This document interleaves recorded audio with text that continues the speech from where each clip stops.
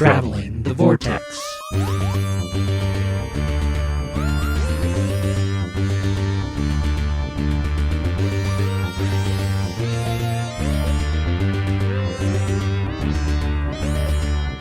We've joined Romana as she governs Gallifrey and arrive at episode number 449. Free time. I'm Keith. I'm Sean. I'm Glenn. How are you guys? Pretty good. Pretty good. Did you guys have a good week? Sure. I don't know what I did, but I had a good week. I had a nice long weekend. Why'd you have a nice long weekend? Because I had He's off I had today. Veterans Day off. Oh, that must be nice. Government workers. Yep. Good old government work. Bank holidays. 4-day work week this week. 4-day work week last week because I took a day off in the middle.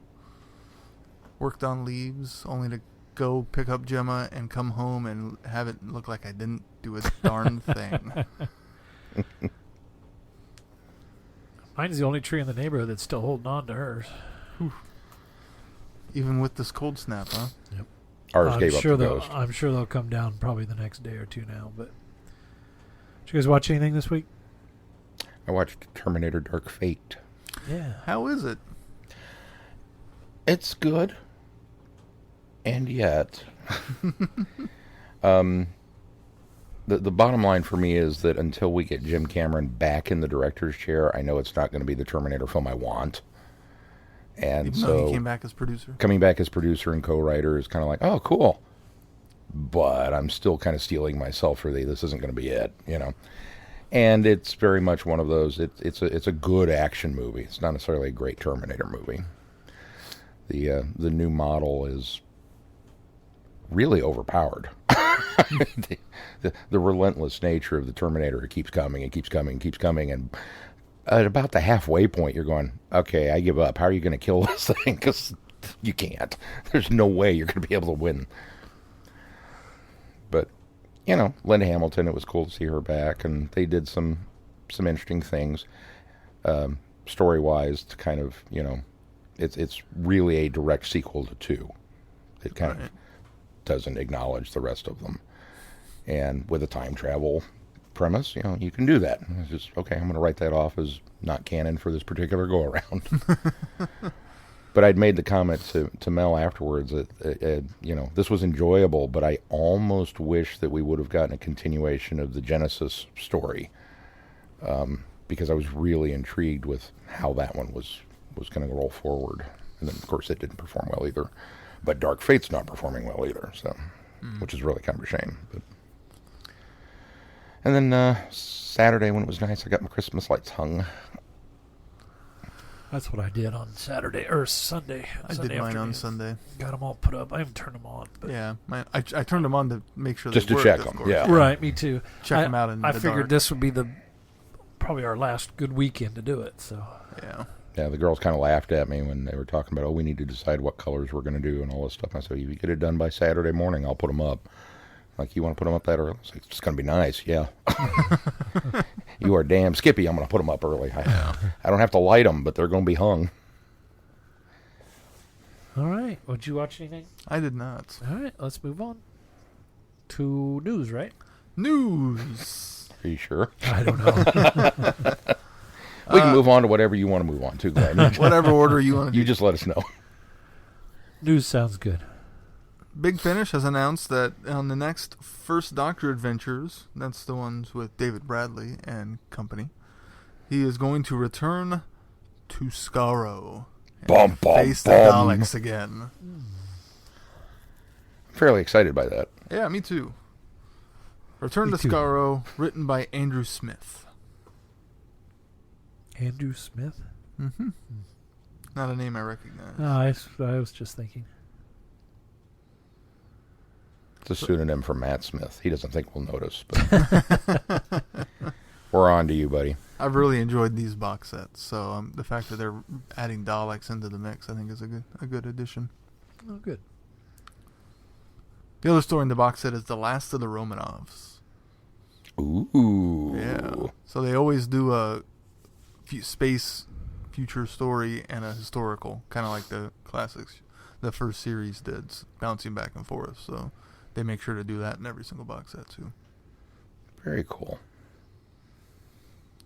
And that's it, other than, Edge of Time releases tomorrow or yesterday, depending on when this drops.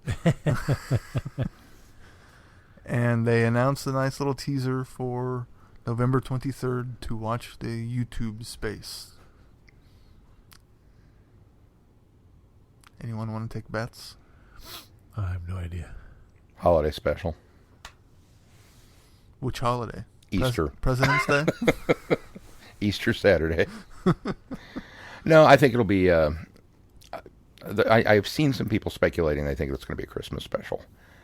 And I just don't have enough faith in the BBC's ability to keep a secret that we haven't heard that by now. So I think it's likely that it'll be a New Year's special, and that way they can say, well, we told you it was coming back in 2020. So. Well, I mean, that's just a week's difference. Yeah. Yeah.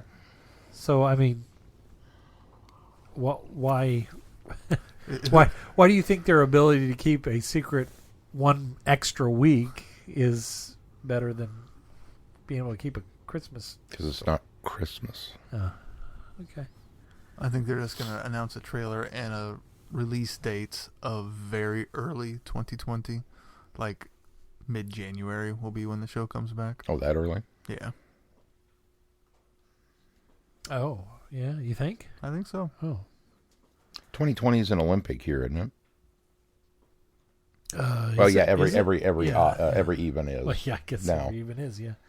I'm old school. It used to be. Yeah. I used to have to really wait. Is it summer or winter Olympics? I have no idea. I don't follow Olympics, so I have no idea. 2016 was summer, I think, and we just came off the winter. 2020 is summer. So this will be summer again. So it would make sense from we don't want to compete with. Oh, I see. It would not be a summer season. Yeah. That's where I was going with that, Glenn. Sorry. I got you. It's a roundabout way of getting there. Now, yeah. I took the long way round, but... Well, we'll all wait anxiously for Doctor Who Day. Is it the anniversary yet? Yeah. I really have... I don't even... Well, those are good guesses. That's better than anything I can come up with. They're gonna announce John Sims back as the master. That's it for news. This year's just been intolerable, hasn't it? This has been a long year with no Who. Has it? Felt like it. I don't know. I mean, we had Who this year, but it's true. So long ago. Barely. So long ago. Like, I know we've had gap years before, and it seemed like it was a long wait then, but this one, man, this feels like a long wait. Yeah. I'd like to think it's going to be worth it. Knock on wood. All right, well, let's move on to feedback. Feedback this week comes in from Jameson, and it's going to be pushed to next week because Jameson very kindly skipped ahead, knowing that we were going to be reviewing what we're reviewing, and sent us some very nice feedback about it. But because it's covering the box set, which we're going to split up, we're just going to save it to next week and cover everything then. All right, well, I guess we'll move on to reviews then. Weapon of choice. The Doctor is gone forever, Leela's husband is missing, and Romana's presidency is under threat. The Time Lords are now part of a coalition of temporal powers, along with less ancient civilizations, such as the Monan Host, the Nekastani, and the Warpsmiths of Phaedon. Together, they curtail the efforts of a less deserving species from making any major breakthroughs with time travel technology. Those that do are often shunted to a miserable little world called Gryben. Some refugees on Gryben wish to strike back at their oppressors by forming a terrorist organization called Free Time. They weren't taken seriously by the temporal powers until a rumor surfaced that they had acquired a top secret and highly unstable Time Lord weapon called the Timonic Fusion Device. A mysterious information dealer named Mephistopheles Arcadian won't reveal what he knows. Bum, bum, bum. And that was the shorter of the synopses that I found. The publisher got really long-winded. So there's a lot to like. And there's a little bit to not like. And I'm going to focus on the negatives first. I hate the theme song. It sounds like Torchwood. It's Torchwood Light. And it just needed to be... This is Gallifrey. We needed some pipe organ. And it needed to be very stuffy and full of itself and pompous. And instead we got this almost Torchwood theme. And it threw me right off the bat that, okay, it's not what I wanted. Not what I was expecting. And then the framework, and again, I know I have problems with these, so I really tried to rework this in my head so it didn't come out as nitpicky. But I know that the way these box sets are structured, now that we've gone through a few of these, that the first story is going to lay some of the groundwork for things to come. And the idea that Leela's husband is missing, presumed dead, but we're not really going to talk about it, infuriates me to no end. Because, well, you'll find out. We don't know how long she's been missing. That's just it. Or he's been missing. Leela makes it sound like it's been long enough that she's ready to move on and abandon Time Lord society and go live with the hermits.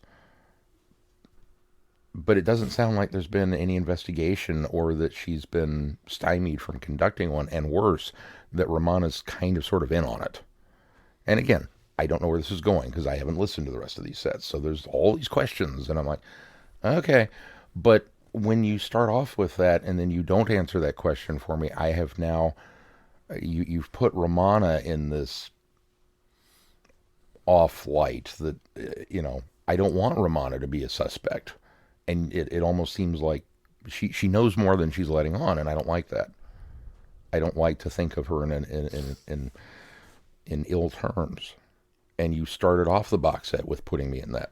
I was like, See, I got the impression that Leela at least had exhausted all her avenues to try to find him. And while Romana may have some information she didn't want to share, I didn't necessarily get the impression that she was implicit in the disappearance. Just more of she had some information, but she can't share it, or it would go above Leela's head or something along those lines. Maybe I put more faith in Romana than you are. I want to, but this is obviously a little different Romana than where we last saw her as well. I mean, she's, I don't want to say stuffy, but she's kind of, in some ways, fallen back into the Time Lord society, well, and things that are expected of her. It's very much the last Romana we heard in audio. Yeah. In the main range. Like this mentioned Zagreus. On the heels of that, plus the apocalypse element. I mean, it's definitely in line with that Romana as opposed to the Romana that traveled with the Fourth Doctor. Right. Yeah. And that does take some getting used to, because you kind of have to shift gears to put your mind back in that mindset, because it's been so long since we've listened to the audio Romana. That is also true. What threw me a little bit was Leela, not so much in this one, but the next story, and I'll get to that when we get there. She seems like she's playing it, or was written a lot younger than I thought Leela should have been.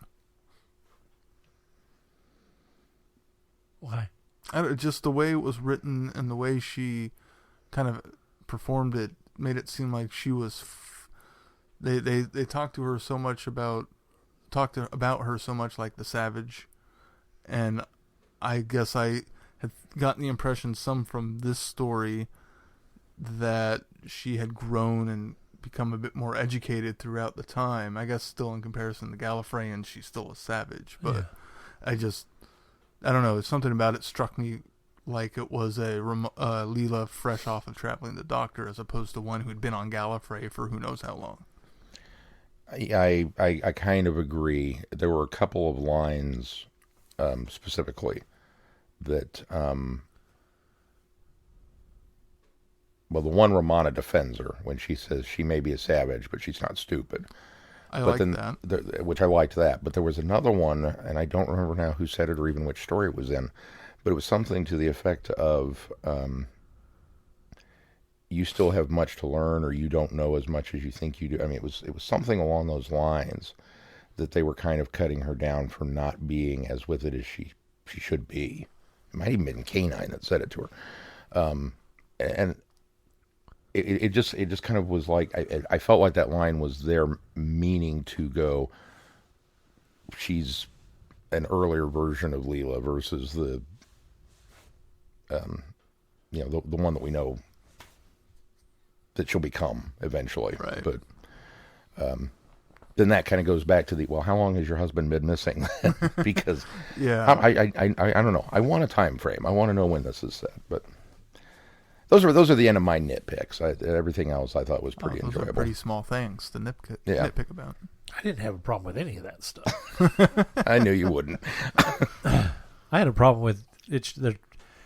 It's actually a good story. I really enjoyed the story. I enjoyed revisiting Romana and Leela and the dueling canines is great. Braxiatel's return. Yeah, I there's too much political. It's mired too much in politics, particularly in this story, and even in the next one, it kind of gets just weighted down in a lot of that. And there's just not a lot. I got confused with what was going on, and I think they're having too many different groups, allies, also kind of muddied the waters for me and being able to follow along what's going on and who's the bad guys and who's the good guys. And I mean, all in all, there's no group that's the bad guy. They're all in it for their own selves and to their best interest ultimately. But I got it. There's times where it gets kind of mind-numbingly, and to the point where I'm hearing so much political babble that I kind of end up tuning out. And then something exciting is happening now. Okay, anytime we go back to Leela, there's something because she is more of that, not a simpleton, but a simpler person.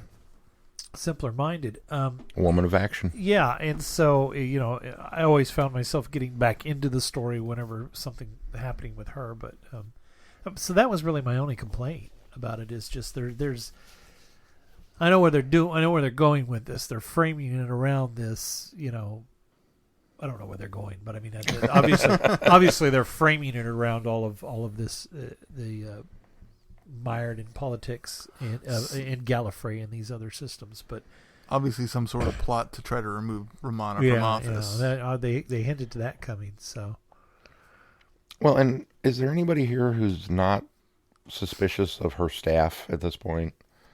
I mean, like right off the bat, it's like, you're a terrible Time Lord. You're a terrible Time Lord. You're all out to get her, right? And she's just very trusting, and I kind of kept waiting for the shoe to drop, and I'm hoping that Romana will reveal that, of course, she had a plan for that contingency, and that she knew it, and she was just waiting to, she was giving them enough rope to hang themselves. Mm-hmm. But I will be very disappointed if she's blindsided by that in the fourth episode. Because really, the only person I would trust in that office at this point is K9 and Leela. Well, we've had Braxiatel around for a while, so he's unlike Narvin and Torval, who I don't think we've met before this. It's someone that, obviously, I think it was this story that kind of reveals that Narvin is the one wanting to do the inquiry behind it all, and, is the one trying to backstab her, so, but Braxiatel, I don't know, for some reason I just instinctively kind of trust more, maybe just because I've encountered him in other stories. I don't know. If there's one thing that dozens of Gallifrey stories throughout the TV show have taught me. It's Don't trust any. nope. I enjoyed the story too. It's fun to have Leela and Romana together, working together, and having the canines. And I can see what you're saying, Glenn, a little bit about the getting mired in the politics. It's more trying to get your footing in the politics. And once I got my footing there and kind of figured out who the players were and kind of how things are, I didn't have any issues. I didn't get confused or didn't feel very lost while listening to it. But there is a little bit of that, trying to figure out who's who going into it, especially with all the new characters they're introducing in this story. I think that might be the downside of it, is there's too many new characters to try to keep track of and where they're going and what they're doing, as opposed to keeping the cast a small and building as it goes. Might have been a better way to go about it. Yeah, it it reminded me a little bit of the Star Wars prequels and Phantom Menace specifically. And while that movie gets a bad rap for so many things, one of the things that I genuinely enjoy about it is the political maneuvering. I love watching Palpatine work. And so this, I felt, kind of had shades of that, where it was, we're setting up the players, and here's the bigger issues at stake, and this, time travel conference, which totally makes sense that there would be this. It's not just Gallifrey policing the universe and looking for illegal time travel, that they would have. Well, and the idea that they're shunting these people off to a planet anytime they sense or can track a time shift, and then they likely get stranded there. I think that's a pretty clever idea, and a world that you could have explored a little bit more than they did. Yeah, I would have liked a lot more about the planet and how that's helpful. I mean, other than just the, okay, we cleaned it up, we prevented them. It's very Time Lord. We're just going to sweep it under the carpet and forget about it, But you could have done almost a whole series of stories about the planet and what is it like to grow up there and know that you're stuck on this backwater that you can't leave, and is it isolated in time? Is there a time lock? Is that why nobody can get off? I mean, could you just take a rocket, like a non-time travel ship, and fly somewhere? Or are you... there's so many... Okay, cool. Tell me more about this. Yeah. That we didn't quite get into because, well, it's just not important for the sake of the story that we are telling. But the number of characters was a bit daunting, and because of that alliance, which I can only assume that somebody somewhere did advocate to have the Daleks come to the table as a time travel race, and everybody just looked at him like, really? And I was like, well, we've got to start somewhere. So maybe there's an empty chair. In my head, there's a spot. Well, there's plenty of references to them. So for the one group that's never going to show up, they'll be like Russia. We're not going to veto anything. We're just not going to bother appearing. The UN, but yeah, the number of characters was a little daunting initially, but like you, I got there in the end. Let's talk canine. I want to talk how awesome the canine is. Two canines talking to each other. And the superiority complex that Romana's canine had, which honestly, Mark II, I didn't get until well into the second story, because he kept referring to the Mark I as the inferior canine unit. And I was like, man, you're just really jab, jab, jab. But then I realized, oh, well, yeah, he is technically an inferior unit. Got the upgrade. You got the upgrade. You got the software patch. So, although the other one never got laryngitis, so, True. I'm really impressed by John Leeson's performances between the two of them, because I can, even when listening to them, I can tell which one's which. Yeah. Even when they're talking to each other. Yeah. I'm impressed. And it still sounds like canine no matter what. And it still sounds like canine. Absolutely. Huh.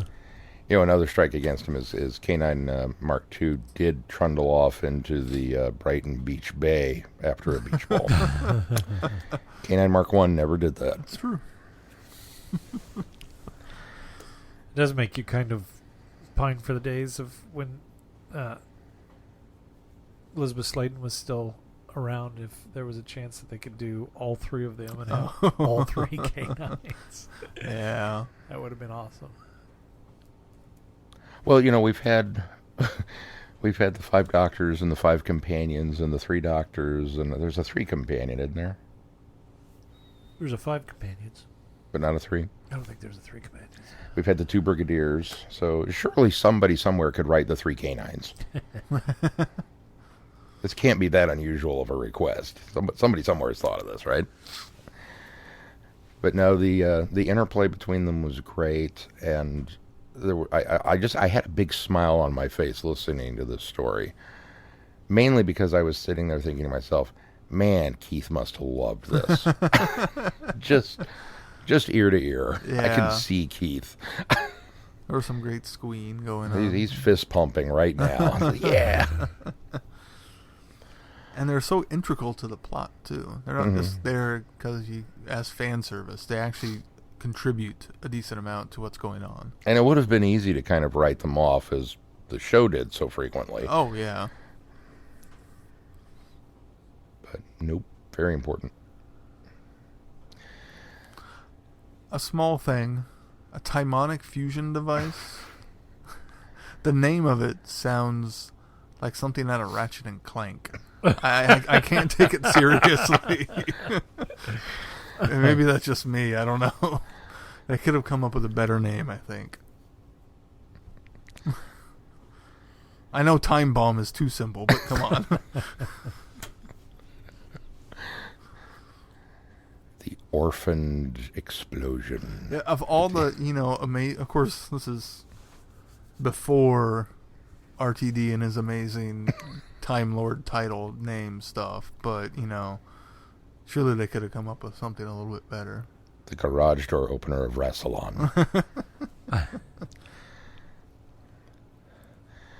Yeah, I kind of thought about that, and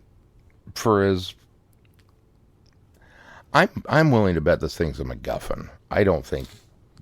Oh, it definitely was in this story. Yeah, for the fact that it disappears at the end of it, and they're still kind of, oh, what happened? Yeah, I don't buy it. This is a completely non sequitur piece of information that is not important. I don't buy it at all. I'll be proven wrong, obviously, in the 4th installment. They'll be held hostage because of this thing. Having just started part 3, it's a very big question of if it exists or not. So,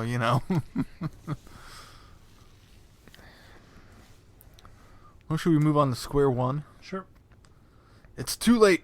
Time is coming for us. In a climate of unease and mistrust, the great time-traveling powers of the universe are holding an historic temporal summit. The meeting will take place on a planetoid impervious to outside attack or internal subversion. But while President Romana walks a knife-sharp political tightrope into dangerous territory, Leela and K9 find themselves attending the summit in unexpected roles. They are hunting for evidence of free time activity, but find instead terrors of a different kind, time and time again. Yeah, bum. I enjoyed this story and was really confused when time restarted the first time. So I had previously listened to Weapon of Choice, but I don't think I had actually listened to this one. I fell off after the first one for no fault of the stories. That being said, this story is very, very familiar. Maybe not so much the time travel part of it, but the fake summit while the real summit's going on. Hasn't Big Finish done this before? Wasn't there a story? It seemed like there was a Seventh Doctor and Mel story. Was that Bang Bang a Boom? Yeah, Bang Bang a Boom. I think a similar thing going on. Where the event they were at isn't the real summit; it's just a fake one.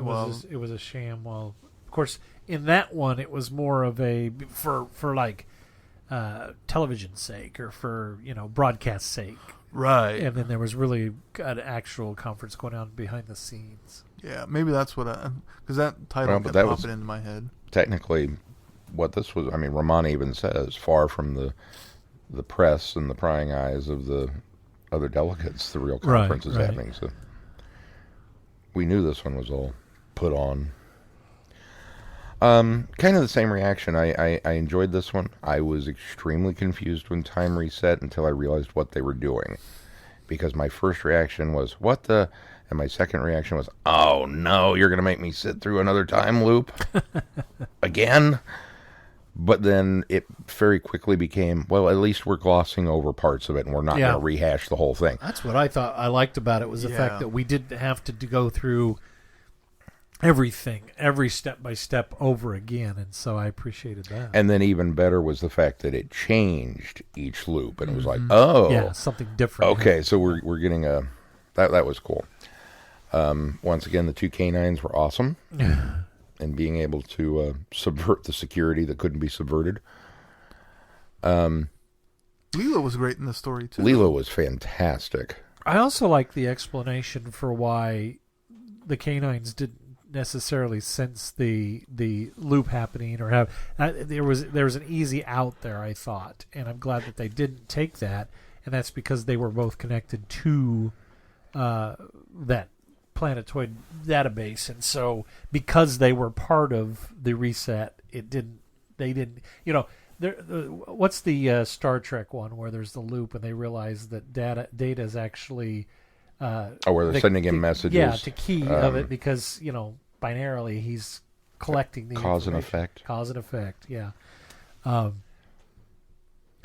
So there was that, and they so easily could have gone there with this, and I kept thinking, okay, well, this is where they're going to go. But I like the explanation for why something like that can happen in this instance worked for me. So and even it was a little hand wavy, but also the idea that because K9 was there with the photos, that's how they survived into the next loop. Yeah, because they were close enough to the shift. Yeah, too. and then Leela was with him on the second shift, so that's why she remembered it, even though everything should have reason. It was like, okay, that's kind of clever. I'll give you points for that.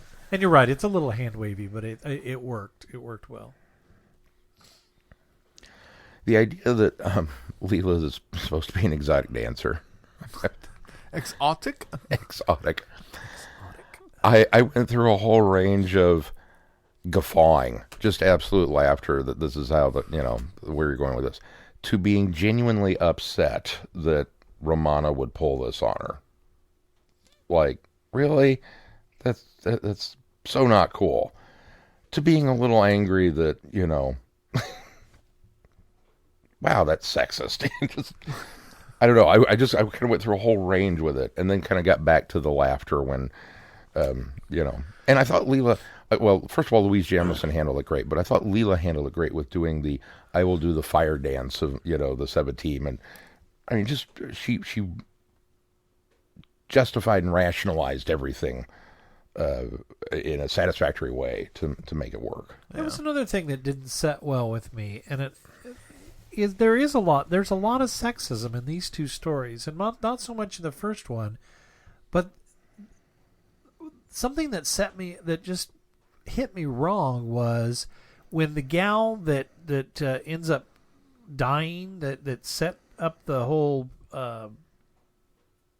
weapon thing in the beginning, she ends up the free time woman. Yeah, the free time woman. She ends up taking her life. Bono. And two of the I don't even know who said it, but somebody said, "Oh, she wasn't bad looking either." I mean, it was something to that intent. Oh yeah. And I thought that was completely a comment that was unnecessary to this story, because you're doing all this in audio, and if it had something to do with like her beauty or her allure was part of the story or something like that, but it never was. The only tie-in was the fact that she was also an exotic dancer. And so when to mention that was just, I thought, well, that, and then in this one, just going the whole route of these, diplomats getting to bring their own dancers for their entertainment.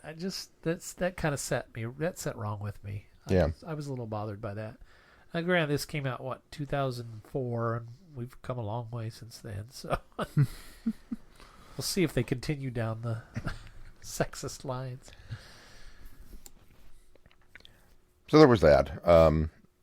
But other than that, I found the majority of it to be quite enjoyable. I liked the fact that Romana kind of comes running to the rescue herself. Yeah. And I wished there had been a moment, because I'm trying to visualize this in my head, that the Romana in the first episode has, she's the president, she's got this position of authority and of power, and she's kind of acclimated herself back into Time Lord society, even though she's obviously a bit of a rebel, and a I don't want to say a revolutionary, but she's a liberal. With some of her policies and progressive. Thank you. Yeah. With how they're looking at things. So then, when she goes into the TARDIS and lands and is accosted by the servitor robot, and she takes off running, and I wanted to comment, because in my head, I'm trying to visualize if she's in the full-blown Time Lord regalia. Does she have the headdress and we always see them lounging around, but yet they're still pompous. And I wanted to know if, is she still Romana? Is she still picking her own outfits and, things that appeal to her and are very functional? Or has she kind of going, well, I'm not going to be running down any corridors today, so I'm wearing the whole... And I wanted a comment from her about that. We did get the comment from Leela earlier on that she wasn't going to wear those ridiculous outfits. Yes. Which is, I think, what planted that seed, actually, that I was like, well, she's converted. But... I presume she had the robes on. I don't imagine she had the full ornate headdress. That's only for ceremonious. Yeah, I think the headdress is pretty ceremonial, but unless you're Rassilon and then you sleep in it. I thought the overall resolution felt a little rushed. I know once the reveal happened, they had to rush back to the TARDIS and it just, that's what fixed it, was they got inside the TARDIS and it therefore did not set back time. And then once time didn't slip back, it didn't feel like really they resolved the situation of, other than reveal, well, this was a fake conference anyways, it doesn't matter. That part felt a little bit like, really, we sat through all of this, people died, came back to life because time went back, but they still died. And none of it really mattered because it wasn't the actual conference. And there wasn't really any ramifications of what happened in the story. That was as much as I enjoyed the journey, once it got to that, I was like, oh, well, that was kind of a waste. It's a little bit extremist, where, the whole thing was set in a simulation? Okay. Yeah. Yeah. Other than ferreting out who the, guilty party was. And I liked even that I didn't feel like was all that much of a surprise. And they spent so much time focusing on the guilty party of who was turning back the time as opposed to who was committing these heinous crimes. I mean, there was Barno, the dancer woman, they kind of dealt with briefly and quickly, but then they spent a whole lot more time on the other woman who I thought sounded a lot like Romana and had to stop and think whenever she spoke to make sure it wasn't Romana. Who was behind, the time travel stuff to it. I don't know, the resolution, I think they were trying to do too many things, and that if the murders and everything was happening from the person who was setting back time, it would have made things a little cleaner. But I like the motivation that she was turning back time to try to make it all go smoothly. Yeah. That was nice. I just think maybe the smooth things should not, or the bumps should not have been as extreme as deaths in order to, figure, to factor into everything. I also kind of felt that there were, I sort of like when things that come to the conclusion are telegraphed early on in the story, but I almost felt they were a little too heavy-handed. The gal that, was it Barnum? Yeah. They had all the different suitcases. Yeah. And I thought, was she smuggling something on? Well, it ended up being the servo units of this robot that she was disguised as. And the other one was when Romana and Leela early on are talking about, or Romana's telling her about the gal that's over this, the moderator gal, I can't remember her name. The one that ends up being the one setting time back. Right. That she intentions are always good, and she's and Leela, I think, is the one that makes a comment about those are the ones that you have to watch out for. So I'm paraphrasing, but it's something to that extent. And so I've kind of felt like, oh, okay, well, this person's obviously going to be in on whatever's happening. So both of those, to me, I was already suspicious of these characters even before we got into the meat of what was going on. And so I kind of felt that was a little too telegraphed a little too heavily early on, because then it didn't end up being much of a surprise to me when it is disclosed that those guys are in on something. So yeah, I suspected her very early on, and when she went to meet Romana and freaked out because, well, you're not supposed to be here, and then she kind of gets wind of it. She goes, well, I've got to go let everybody know, and runs off and leaves her in the hall. And then a servitor robot shows up to kill her. It's like, well, you're the only person who knew she was here. I mean, come on. Yeah. There's not much mystery left here, guys. But yeah, same with. Not only did the one woman sound like Romana, but is it just me, or were there two delegates? There was the Molon host, and there was another one that sounded very similar. Those are the two. The gal, I didn't think she sounded all that much like Romana, but there were a couple of the delegates that I thought I kept getting confused who was who. Can't keep them straight. Yeah, well, they're all aliens we've never seen before either. I bet. That's true. Yeah, that's true. It's not like one of them's a Dalek. I can identify those. But, overall, it was still pretty good. Still enjoyable. I'm curious to see where we go from here. Even if this particular story doesn't feel like it really went anywhere. Yeah, I'm having fun with them. Again, I just to hear Lala Ward and Louise Jameson, doing stuff again, and then in a setting outside of their story, their characters in a setting outside of being, with the Doctor, I think is really intriguing. Yeah, the future of the companions. It's not something we've got to explore very often. It's what they've done after they've left the Doctor. Very true. I'm looking forward to finishing out the volume, the series. Me too. We'll do that next week. And what else is on the schedule, Sean? Well, next week, yes, we will be finishing Gallifrey Series 1 with The Inquiry and A Blind Eye. The following week, we will be checking out the Macra Terror. At least, supposedly. It has released, hasn't it? No, it comes out next week. It comes out tomorrow. It comes out tomorrow. Okay, yeah, it comes out tomorrow. Then we will be checking that out and reviewing it with animation next week. And then the following week, we are going to dip our toes. Well, we're not going to dip our toes because we're going to do the whole series. The War Doctor, Series 1 from Big Finish. All three of those stories, The Innocent, The Thousand Worlds, and The Heart of the Battle. And that takes us into December. So the schedule, once again, is posted on the website, and you can check out there if you like to follow along. And make sure you go to travelingthevortex.com for updates on the podcast at all times. And while you're there, click on our Patreon link and consider supporting us. Thank you for those of you that are already supporting us. And remember, you can send your comments to feedback@travelingthevortex.com or by clicking on the Send Feedback link on the website. And until next time, I'm Glenn. I'm Sean. I'm Keith. Cheers. Good night, everybody. Be seeing ya. Thanks for listening. You have been listening to Traveling the Vortex. Doctor Who and all of its associated programs are owned and trademarked by the BBC. No infringement is intended or implied.